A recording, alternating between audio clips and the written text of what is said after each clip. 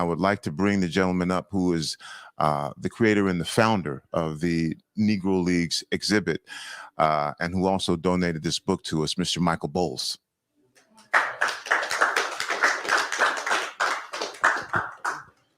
Thank you. All right, I had to write down some notes just because I can get carried away with this. First of all, as far as the book on Buck O'Neil, he just made it into the Hall of Fame. And okay, one of the unfortunate things is that he was a manager in the Negro Leagues. He encouraged and helped to get Ernie Banks into the majors and a few other black ball players from the Negro Leagues. And then in 2006, the Hall of Fame decided that they were going to admit, I believe it was 17 players and administrators from the Negro Leagues. But they did not admit Buck O'Neil. But they asked Buck, because of all of his knowledge and his, I guess, participation in the Negro Leagues, as well as knowing these players, they asked him to give a speech on behalf of the new inductees, but wouldn't let him in. And he was also the first black coach in the major leagues. We'll say the white major leagues. Okay, so I mean, that was a slight to him. And finally, this past year, the Veterans Committee put him in. So it's a little bit too late because he did pass away after he gave that speech, died the same year. Anyway, as far as my collection, I've been collecting collecting baseball cards since I was about 5 or 6 years old. And then, I went off to college and everything kind of disappeared and went to the side. And then in '88, there was a resurgence of baseball cards, mainly because one card, this guy, Billy Ripken, was holding a bat, and at the end of the bat handle, you could see some profanity. So everybody was starting to collect these cards, thinking that it was going to be, worth a lot of money. And it got up there. But then, that went away.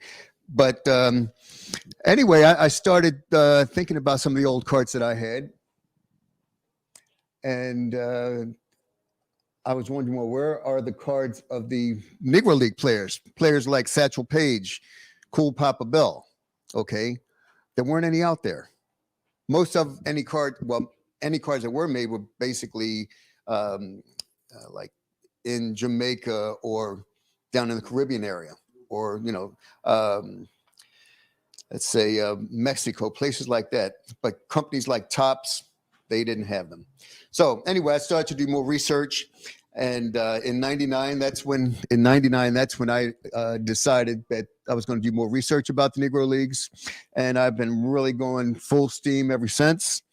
I have attended many baseball card shows. I've traveled around the country, had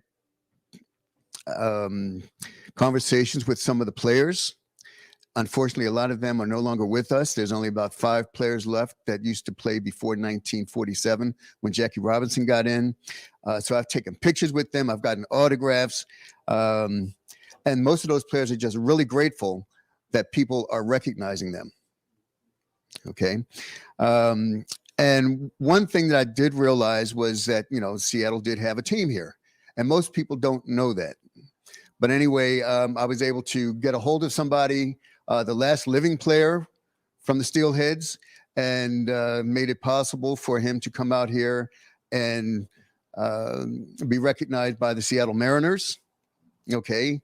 I was disappointed because the Mariners did not advise me that he had come out here, but it wasn't about me. It was about him. So he got his 15 minutes of fame. Okay. So anyway, I'm always collecting, and I'm always trying to, display my items, inform people about the Negro Leagues. One thing that I really don't want to do is, even though I do have a lot of material things, I have a lot more up here, and I don't want to take it to the grave with me. So if anybody has any questions today, please ask me. I can go on and on and on you know, about, women playing in the Negro Leagues, for example. Okay, most people don't know that.